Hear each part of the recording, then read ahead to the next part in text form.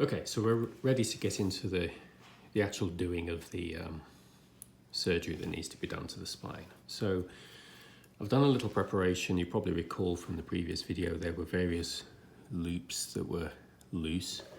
So just as an immediate measure, I've just stabilized them with these toothpick sections here at the top, and again at the bottom there were some loops coming away there, some cords as we say. So I just secured those and just pinned down another section right there. Something to notice, the twine really is degrading rapidly. I've already had a couple of bits just like this coming away. I'm actually not totally convinced this twine here is original. It may be, I don't know, maybe it is, maybe it isn't. Either way, it's degrading rapidly. So we're going to need to be careful with that.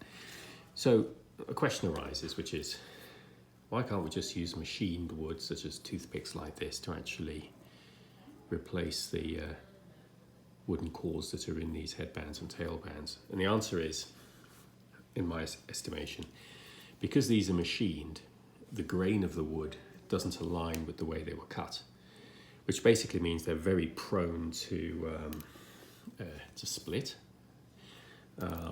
They're also prone to splinter against the twine as they're inserted.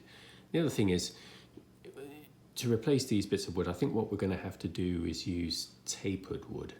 In other words, so stick the thin end in as we go through. It just slowly gets thicker. Obviously this isn't tapered, this is just, or it is, but it's tapered at both ends, which isn't particularly helpful.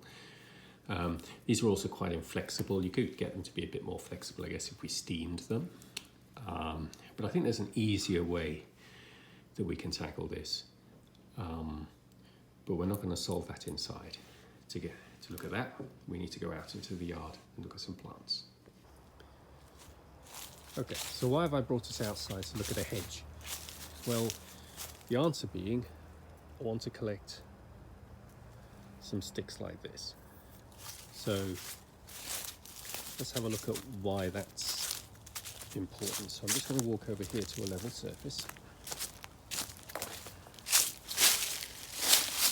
So here are a couple of sticks that I obtained earlier, and all I've done is just strip the bark off with my fingers. And you'll see they're tapered, so at one end, which is again basically the growing tip, they're very, very thin and very flexible. And as you get back to the beginning of last year's growth, they get a little bit thicker. They're very flexible because they're green, but they're still woody, and they'll stiffen over time.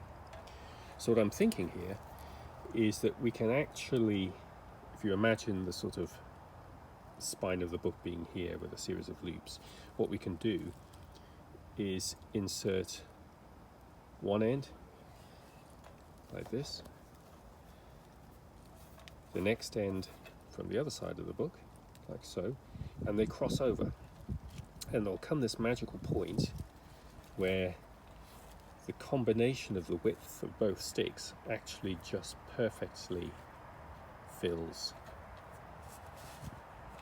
the binding loops. And then I think then that will work nicely. Now the beauty of this is that we have a huge supply of potential sticks. So I'm going to take my time and just pick up a load, and then we'll have a great opportunity to use trial and error until we find the perfect ones to do the job that we need. Okay, so we're back inside, and what I've done is, just using my fingers, you can see the green under my fingernails here. I've stripped these sticks down. I've gotten rid of the sort of bumps from where there are buds and so on, and any terminal buds. So the result is just a nice curved, tapered stick, which is exactly the sort of thing that we're going to need here. And so I just sort of got the garbage in there. So now for probably the most delicate bit. This wooden core here is actually in several sections. It's actually broken in a few places. So what we're going to do step by step is we're going to remove them. Now, this end bit here, that's actually, that bit of twine there at the end, that's actually glued, so we'll need to bear that in mind. The rest of these are all loose, so for example, I should just be able to pull this section out. What I might do is just leave that piece there attached for now and replace this section, and then do the same here and here. I think initially I may just use a bit of this stick just as a placeholder, but eventually I'm going to insert these, one from each side, and thread all the way along, have them pass each other until we end up with a nice filled headband once again. Okay, took quite a bit of to and fro, and I took the opportunity as well to thread the loops that were on this stick here, but you can see that we now have the first of these sticks coming in from the right, and we've successfully threaded this first section, so I'm actually quite relieved. I was able to just remove the first piece and the world did not end. Interestingly, this is the stick that was threaded more than 400 years ago, and it's just a stick. No different to these. Now we continue. Okay, so we've made some good progress. We now have the sticks in almost all the way. Now, with coming in from both sides actually, so this looks pretty tight. Now where we're going to have to compromise is this guy here. This is a section of old stick that's very tightly bound in and glued to the binding here in a way that some time ago failed here. So that's pretty critical. I don't want to disrupt that. So what I'm going to do is, when I put the reinforcing twine over all of this, I'm going to do it in such a way that it binds this existing stick to these two new ones, as well as tightly holds all of this and also wraps in all of this loose twine here that of course is resulting in, you know, the quire starting to come a bit loose here, which we don't want. So basically the result will just be this whole section here will be really tight, and you won't actually be able to see this old twine because there'll be a new twine over it, but it'll all be sort of held nice and tight, hopefully. Okay, so that was pretty hard work, but as you can see, we've now got this new twine along the whole length of this headband. The whole thing is pretty secure. We've got these lengths either side.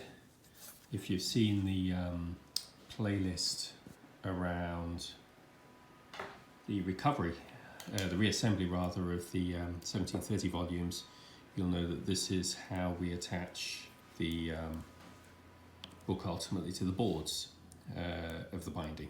So there's going to be 4 more of these. So eventually we'll end up with 5 of these sets of tassels, or whatever you call them, that will attach to the board. So that basically is it. I can probably tidy this thread a little bit here and there, although it doesn't. It'll be surrounded by leather at the top, but it'll look pretty good. So yeah, I just need to do that again at the bottom here, and then we'll take a slightly different approach for these middle sections where there's leather that we need to put in. Okay, so we've completed doing the top and bottom band now. The top one I actually redid using a slightly more symmetrical weave, just because it's at the top of the book, so you know, I want it to look nice when viewed from above. The bottom one I don't much care, that's more industrial, and I wanted to just make sure that the underlying chords are as heavily protected as possible. Now, this is all very white, so what I may do is just dull the look of it a little bit with I don't know, something sort of organic brown or something, just to so it matches this color slightly more. So that concludes this piece. The next video I'm going to do is talking about these bands, which I've given a lot of thought to, and I think this is actually going to be quite a lot more complex than we thought. So